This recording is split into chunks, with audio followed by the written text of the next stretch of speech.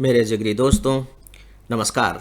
आज 10 जून 2020 है और आज के इस AFEIS के लाइफ मैनेजमेंट में मैं डॉक्टर विजय अग्रवाल आप सभी का हार्दिक रूप से स्वागत करता हूं। दोस्तों, मुझे कल दो मेल मिले हैं, दो अलग अलग मेल हैं, लेकिन इन दोनों मेलों को मिलाकर के मैं जो आज बात कहने जा रहा हूं वो कहीं ना कहीं इन दोनों मेल के उत्तर देंगे। एक मेल मुझे मिला कि सर हार्ड वर्क किसे कहते हैं, ज़रा इसके बारे में बताइए। राइट, क्योंकि हार्ड वर्क की बहुत बात कही जाती है। हार्ड वर्क यानी कि कठिन मेहनत, कठिन श्रम, कड़ी मेहनत। इसके बाद दूसरा मेल था कि जैसा कि शायद आप लोगों को मालूम हो कि एकेडमी फॉर एक्सीलेंस ने IAS का ऑनलाइन कोर्स लॉन्च किया हुआ है। ऑनलाइन कोर्स जिसके ज़रिए आप IAS की पूरी तैयारी अपने घर पर बैठकर कर सकते हैं। और जब आप इंस्टीट्यूट में जाकर के तैयारी करते हैं तो उसमें जो आपका खर्च होता है उसकी तुलना में ऑनलाइन का जो खर्च है वो बहुत कम है। आप यूँ कह लीजिए कि अगर तुलना करेंगे तो लगभग लगभग नहीं के बराबर है। और उसमें जितने भी लेक्चर्स हैं लगभग 90% लेक्चर्स मेरे द्वारा ही पिछले 4 साढ़े 4 सालों में लग करके तैयार किए गए हैं और हर लेक्चर एनिमेटेड है। ऐसा बहुत कम मिलेगा कि आपको हर लेक्चर एनिमेटेड मिले, मतलब कहीं ग्राफ दिखाई देंगे, कहीं चित्र दिखाई देंगे। इस तरह के सारे लेक्चर्स तैयार किए गए हैं। तो दोस्तों, ये जो ऑनलाइन कोर्स है इसको लेकर के एक मेल मिला कि सर आपने बताया है कि आपके जो टोटल लेक्चर्स हैं या जो ऑनलाइन कोर्स जो है ये लगभग 700-800 घंटे का है। यदि मैं रोज़ाना 10 घंटे सुनूं लेक्चर्स आपके, तो क्या 70-80 दिन में ये पूरा का पूरा कोर्स कवर हो जाएगा? ये दूसरा मेल था। तो दोस्तों, इन दोनों मेल को मिला करके आज के लाइफ मैनेजमेंट में मैं जो हार्ड वर्क कहा जाता है जिसे, उस पर कुछ बातें करने जा रहा हूँ। अब आप देखिए कि अगर आप 70-80 घंटे में 700 घंटों 800 घंटों के लेक्चर्स को कवर करना चाहते हैं तो डिसीज़न आपका है, आपको कोई नहीं रोक सकता है ना। आप कर सकते हैं। एक दिन में जो कोई भी व्यक्ति है 8-10 घंटे उसे काम करना ही करना चाहिए। ये बिल्कुल आपका अपना निर्णय है। और अगर मैथमेटिक्स के हिसाब से बात करें तो सीधी सी बात है कि किया जा सकता है। अगर एक दिन में 10 घंटे सुनना है लेक्चर तो 70 दिन में 700 घंटे, 80 दिन में 800 घंटे, मैथमेटिक्स के हिसाब से ये किया जा सकता है। और जब आप ऐसा करेंगे तो डेफिनेटली ये हार्ड वर्क कहलाएगा। यानी कि आप सिविल सर्विस एग्जामिनेशन के लिए बहुत कड़ी मेहनत कर रहे हैं। देखिए, आप सीधे तो 10 घंटे लगातार बैठ करके सुनेंगे नहीं, बीच बीच में आप उठेंगे भी, भोजन करना है, थोड़ा सा रेस्ट करेंगे, तो ये 10 घंटे का जो लेक्चर होगा ये पूरे के पूरे आपके दिन को कवर कर लेगा। तो दूसरे जो लोग होंगे वो कहेंगे कि वो कितना हार्ड वर्क कर रहा है, कितनी मेहनत कर रहा है। और सच बात है, आप कर भी रहे हैं। तो दोस्तों, अब ये तो इसका एक पक्ष हो गया जो मैथमेटिक्स के हिसाब से है ना, जिसके बारे में हमसे हमेशा कहा जाता है कि अगर सफल होना है तो खूब कड़ी मेहनत करो, खूब हार्ड वर्क करो। और ये हमारे सबकॉन्शियस माइंड में एक तरीके से उतर ही गया है कि बिना हार्ड वर्क किए हमें सफलता नहीं मिल सकती, और जितनी बड़ी सफलता होगी उतना ही अधिक हार्ड वर्क हमें करना होगा। राइट। अब इसका एक दूसरा पक्ष है और इस दूसरे पक्ष को पूरी गंभीरता से और संवेदनशीलता से आपको देखना और समझना होगा। जब भी हम कोई काम करते हैं तो उस काम करने का हमारा एक उद्देश्य होता है कि हम इस काम को कर क्यों रहे हैं। चलिए हम इसी का उदाहरण लेते हैं, है ना, हर एक दिन में 10 घंटे लेक्चर सुनने का उदाहरण। दोस्तों, ये जो लेक्चर्स हैं ये IAS की तैयारी से संबंधित हैं। और आप सब में से बहुत से जानते होंगे कि जो IAS परीक्षा की जो तैयारी होती है वो काफ़ी कठिन तैयारी मानी जाती है।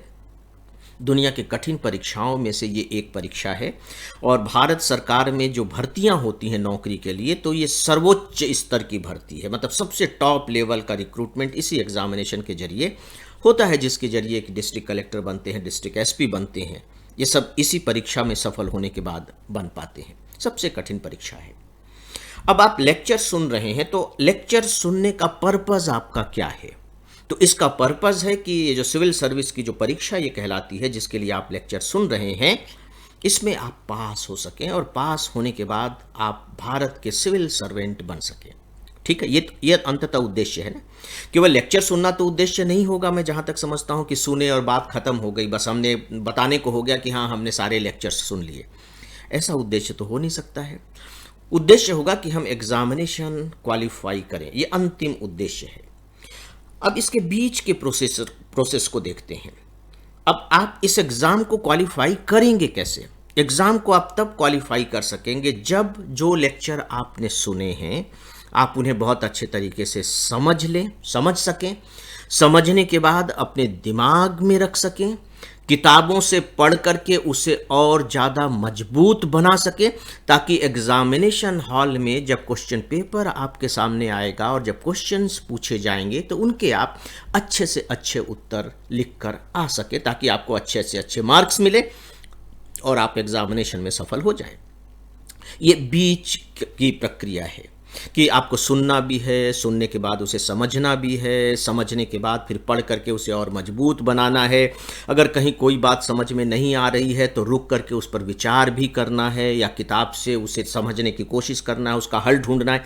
ये सारी चीज़ें भी आपको करनी है, राइट? क्योंकि केवल सुनने से, जैसे कि एक पायलट होता है ना, तो पायलट के काउंट होते हैं कि इसने कितने आवर्स फ्लाइंग की और वो उसके सीनियरिटी में जुड़ते चले जाते हैं। अच्छा, इसने 100 घंटे विमान उड़ाया, इसने 500 घंटे विमान उड़ाया, इसने 1000 घंटे विमान उड़ाया।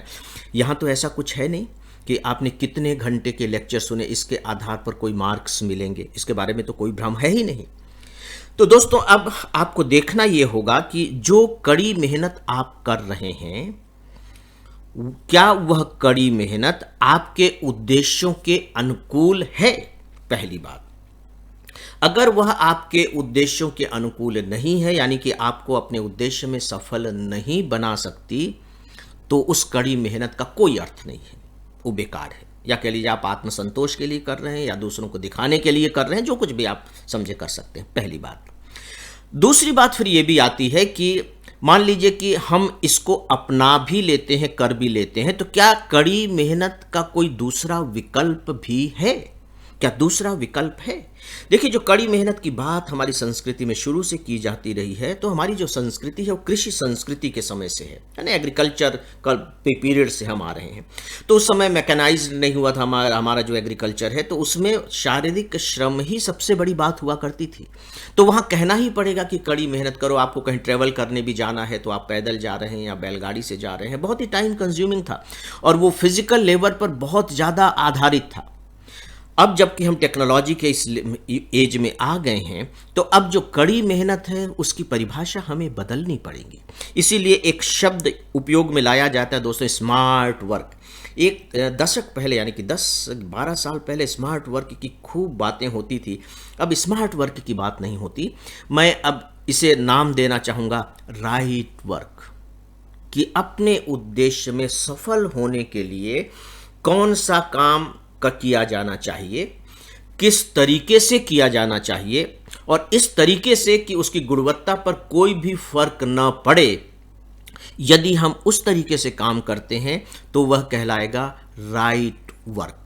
तो दोस्तों, हमें जो हार्ड वर्क है उसका जो चरित्र है और उसकी जो आवश्यकता है, उसे बहुत गंभीरता और संवेदनशीलता के साथ समझना होगा। सच पूछे तो तभी हम अपने काम के साथ न्याय कर सकेंगे और अपने उद्देश्यों को भी पा सकेंगे। तो दोस्तों, आज की लाइफ मैनेजमेंट में बस इतना ही। अब आप सबसे इजाज़त चाहूँगा। नमस्कार।